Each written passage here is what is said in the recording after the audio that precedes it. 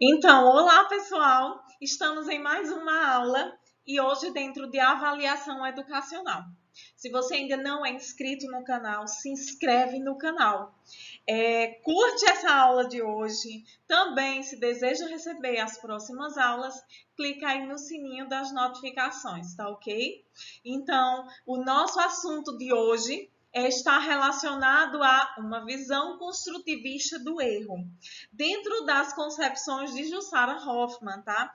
Ela segue essa visão construtivista.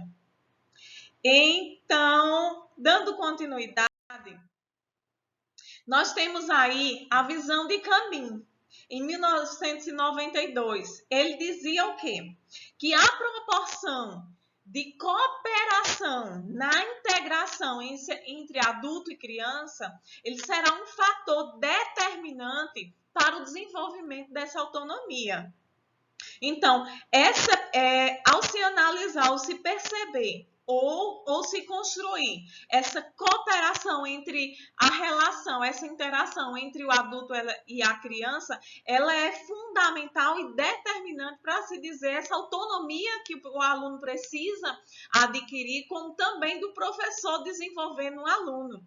Então, como é que isso acontece? Como é que isso está acontecendo ou precisa acontecer essa interação entre o adulto e a criança? Realmente o adulto está se fazendo ser conhecido ou ser ouvido por esse estudante, né? Esse professor, ele está conseguindo interagir com esse aluno de forma a ser compreendido. Esse aluno também está ali interagindo com o professor ou só está ali recebendo? Então, é preciso ali ajustar esse processo de cooperação e dessa integração, porque eles são, dentro de uma concepção construtivista, tanto o aluno quanto o professor, eles são ativos no processo educacional. Não é só o professor que interage, mas o aluno também. Então, essa relação de integração, de cooperação, ela é fundamental para que esse aluno obtenha autonomia do processo, que ele consiga realizar as ações que ele necessita sozinho, sem ajuda. Então, essa autonomia dá isso. Mas isso é o resultado dessa integração e dessa cooperação que precisa existir entre eles dois. Aí ele em seguida diz: para este é um bom começo para observar a relação de autoritarismo e controle da avaliação e a análise da postura dos professores em relação à correção das tarefas feitas pelos alunos em todas as situações de aprendizagem. Então, essa relação de cooperação e de integração, ela também vai fazer referência, ela vai fazer se analisar realmente como é que está acontecendo isso dentro desse processo avaliativo. Se realmente está acontecendo uma integração, uma cooperação, ou se está tendo uma relação de autoritarismo, de controle por meio da avaliação.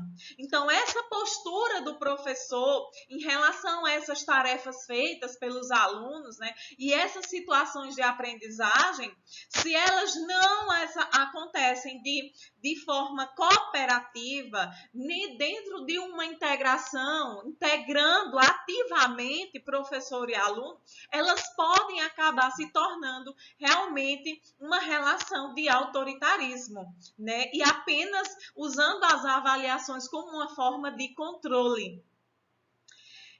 Muitas escolas se preocupam muito em refletir sobre estratégias de elaboração de instrumentos de avaliação. Porém, Hoffmann, em 2009, propõe que, ao invés de se deter a tais encaminhamentos, as escolas deveriam realizar sessões de estudo a partir de testes e tarefas realizadas pelo professor, versus a muitas respostas oferecidas por esses alunos e suas posturas de correção diante de tais respostas. Vejam, ela apresenta o seguinte: muito se pensa, e algumas escolas acabam se trabalhando dessa maneira, quando ela se preocupa em reunir os professores para estar lá definindo como vai ser o formato da avaliação. Que estilo de avaliações serão desenvolvidas, né? Que estruturas vão ser encaminhadas para desenvolver essa avaliação. Enquanto que ela diz que muito mais importante do que ficar preocupado nessas estruturas dessa avaliação, nessas estratégias de realização de avaliação, há muito mais a se preocupar com as respostas que os alunos estão dando diante dessas avaliações que estão sendo feitas. Porque essas respostas que eles estão dando vai nos encaminhar, enquanto educadores, muito mais do que parar exclusivamente ali dentro e se estruturar, e se criar, e se analisar ou se determinar quais são as estruturas da prova, as estratégias que vão ser usadas, que tipo de avaliação será, que tipo de atividades serão desenvolvidas, como é que elas vão ser. Então, há muito mais preocupação nesse sentido. As respostas que esses alunos nos dão vão nos direcionar muito mais ainda em como é que essas avaliações vão precisar serem construídas. Como é que esse aluno pensou para realizar, para responder aquilo ali? Dentro, as respostas realmente têm alguma relação com algum conhecimento que talvez não ficou bem esclarecido ou bem estruturado? Ou realmente esse aluno ali não demonstrou ter compreendido nada diante das respostas? Ele se aproximou, qual foi a linha de raciocínio dele para responder aquilo ali? Em que ele pensou? O que ele associou àquela resposta? Qual foi a compreensão que ele teve da pergunta? Porque talvez ele também não entendeu a pergunta. Então, ela chama a atenção para que as escolas promovam isso, se encontrem, criem esses momentos de estudo, mas no sentido de analisar as respostas que os alunos estavam dando às avaliações, não no sentido ali de estar criticando a avaliação em si, mas de perceber a linha de raciocínio dele, de perceber o nível de a compreensão dele, né? Em que caminho ele está, em que parte do caminho ali ele está desse processo, qual foi a relação que ele fez. Isso vai encaminhar muito mais o trabalho do professor e direcionar quais são as ações que ele vai precisar ter, do que simplesmente ficar parado em programar estratégias de como serão essas avaliações. Pois a partir da dificuldade de muitos alunos em realizar tarefas de respostas muito uniformes ou muito diferentes, podem se levantar várias ideias a respeito delas, né? Aquilo que já vinha conversando com você. Há muitas coisas a serem descobertas nas análises dessas respostas das crianças e jovens, né? Lendo-as nas linhas e entrelinhas, pensando como possam tê-las compreendido. São incríveis e curiosas soluções e a interpretação possível em relação às perguntas feitas, às ordens dos exercícios, o que não significa que possamos encontrar explicações definitivas em todas as ocasiões, mas sim que possamos refletir sobre muitas possibilidades de o educando ser levado a formular respostas daquela maneira.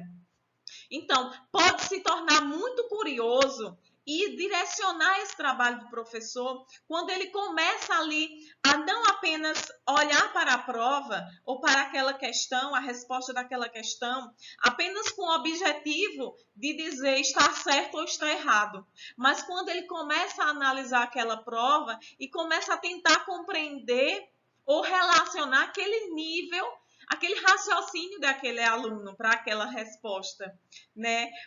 A criatividade dele. A gente pode chegar a se surpreender com a criatividade que esse aluno vai ter, né?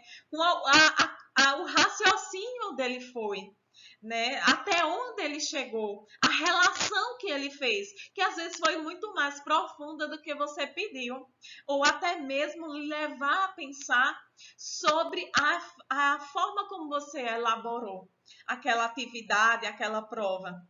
né? Porque muitas vezes o aluno não conseguiu compreender, né? E às vezes ele só não conseguiu alcançar ali a resposta por a falta de compreensão a respeito daquela atividade. Então, é fundamental, é muito importante fazer essa análise, mas essa análise desprendida de respostas da ideia de estar correto ou de não estar correto, mas da ideia de se compreender, tentar entender o que o aluno estava compreendendo ali, o que é que ele queria com aquela resposta, o que é que ele estava pensando a respeito daquilo ali, para assim o professor poder saber como ele vai direcionar esse aluno nas próximas ações, como é que ele vai poder trabalhar com ele. A questão da subjetividade nas tarefas avaliativas. Veja, como nós estamos tratando dentro de uma concepção do erro, na concepção, questão do erro, na concepção construtivista, o construtivismo, ele nos leva a uma construção, o nome já diz, né? Ele entende ali o aluno e o professor de forma ativas no meio do processo de ensino-aprendizagem e mesmo de avaliação. Eles são seres ativos, construtores, onde essa relação ativa entre ambos vai se construindo paulatinamente, né, proporcionalmente esse conhecimento. Então, ele entende, dentro de uma concepção construtivista, se coloca em poucos casos avaliações ou situações de avaliações objetivas. Porque dentro dessa construção, a avaliação objetiva ela não vai ter esse caráter de análise, de reflexão. Porque na avaliação objetiva, ele vai ter apenas, o professor só vai apenas observar a resposta certa ou errada dentro de um padrão já definido, que é o gabarito. Então, não vai haver essa possibilidade de análise das respostas desse aluno, da ideia dele, do nível de argumentação dele, do nível de compreensão do assunto e de argumentar sobre esse assunto, né? Então, ela pode ser apresentada, só que na concepção construtivista ele vai dar muito mais valor às avaliações e questões subjetivas, certo? Então, se a questão é objetiva, não lhe cabe interpretar se a resposta é certa ou errada, mas simplesmente procurar por resultados previamente determinados que estão no gabarito. Mas se, ao contrário, as questões forem subjetivas, necessitam de uma resposta pessoal do aluno, de opiniões, de considerações, dissertação sobre determinado assunto. Então, o professor terá de interpretar a resposta do aluno para considerá-la certa ou errada. Então, ali está, o professor ele vai necessitar fazer uma interpretação dessa compreensão desse aluno para poder ele observar se ele vai considerar se a resposta é certa ou errada. Mas é importante destacar que se mais de um professor analisar uma mesma questão, uma mesma produção, uma mesma resposta de um aluno, de uma resposta subjetiva, eles poderão ter, e dados, como a gente vai ver logo depois, dados comprovam que eles poderão ter opiniões diferentes. Porque como ela é subjetiva, vai levar muito em consideração a subjetividade do professor e a subjetividade do aluno. Então, esse professor, ele ao elaborar essas provas, ele também traz ali o conhecimento que ele tem sobre o assunto, a organização que ele colocou, que ele definiu diante desse assunto. Então, toda a subjetividade do professor diante daquele conteúdo, ele também é apresentado na formulação da pergunta. Até mesmo as palavras que ele vai usar vai determinar aquilo que ele é, aquilo que ele compreende. né? Então, se ele usa de uma complexidade maior, né, para realizar aquilo ali, então ele é aquela compreensão que ele tem daquilo ali, ele vai colocar essa complexidade diante disso e, consequentemente, vai esperar do aluno a mesma coisa. Mas se ele não estabelece essa relação de compreensão, também de interpretação dessa compreensão desse aluno diante da resposta, então vai ficar sempre naquela ideia só do certo e do errado. E não vai haver essa interpretação entre essa subjetividade do professor ao elaborar essa prova e do aluno ao respondê-la, na verdade. Então, quando o professor formula uma questão, seja oral ou escrita, este revela uma intenção pedagógica e uma relação com o educando, o que implica obrigatoriamente subjetividade. Essas questões revelam o entendimento do professor sobre os assuntos, sua compreensão sobre as possibilidades dos alunos, sua visão de conhecimento, etc. Ou seja, não dá para isolar o sujeito que pergunta da pergunta que ele próprio faz. Ela é reveladora do indivíduo, do seu conhecimento a respeito dos fenômenos.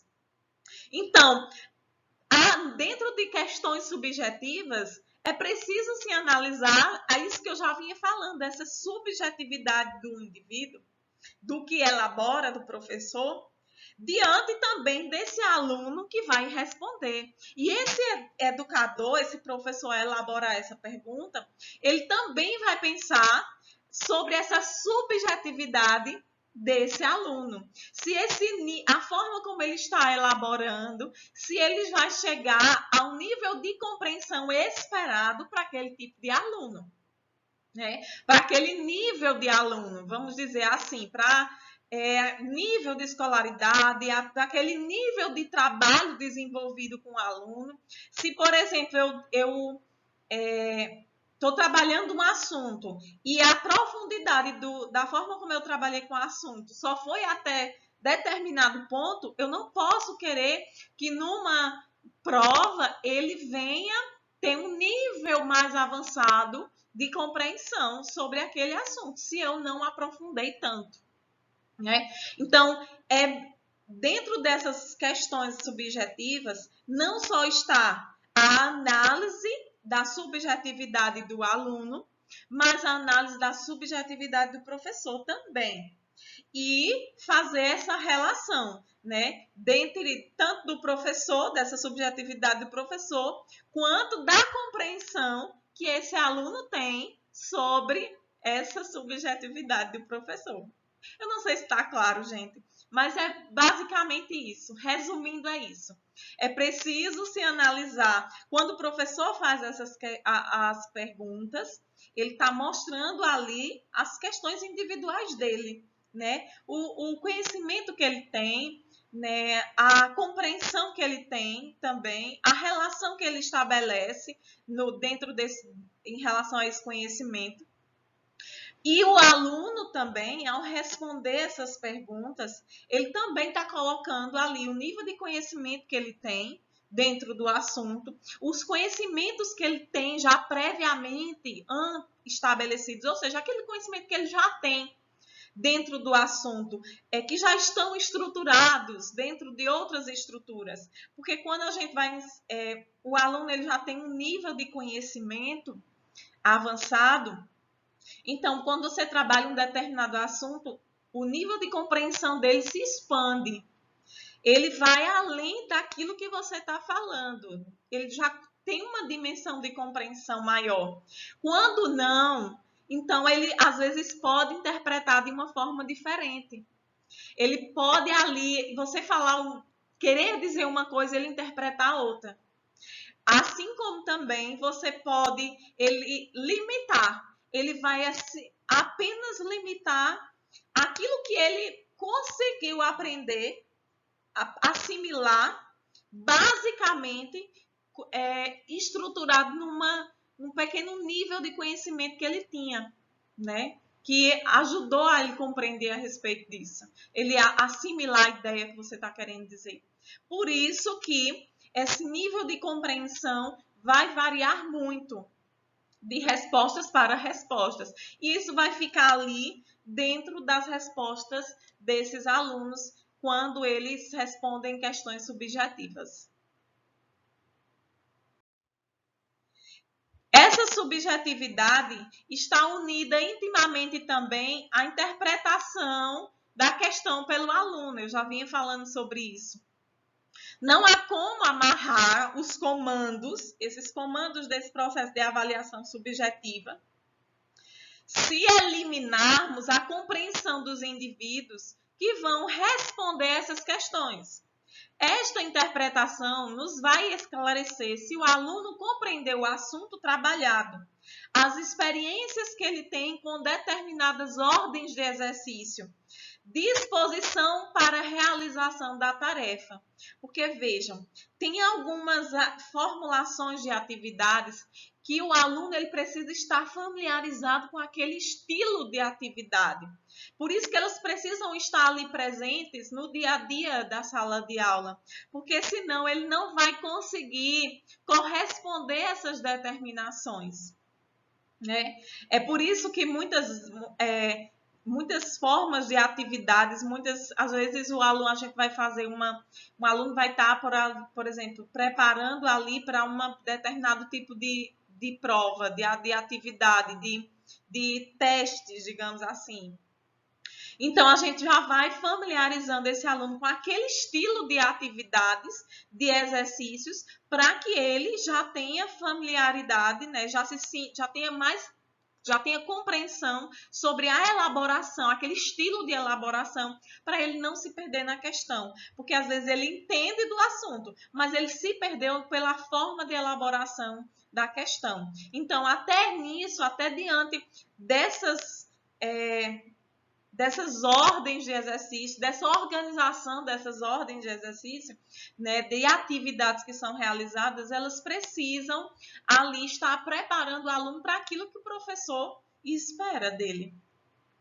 Mesmo assim, estudos têm comprovado que se mais de um professor corrigir uma questão dissertativa de um aluno, a sua produção textual haverá opiniões diferentes sobre as respostas do aluno. Eu já comentei com vocês sobre essa parte, que já dizia, dentro de uma questão subjetiva, né, individual, de opinião ali dentro do aluno, cada professor ele vai ter uma interpretação diferente, né? Uma rigorosidade diferente, né? Uma visão diferente ali, ele vai analisar de uma forma diferente, né? Então, é importante ouvir a opinião de vários, até porque vai te dar também um nível de compreensão que às vezes você não tinha percebido, vai te fazer perceber algo que talvez você ainda não tinha conseguido perceber.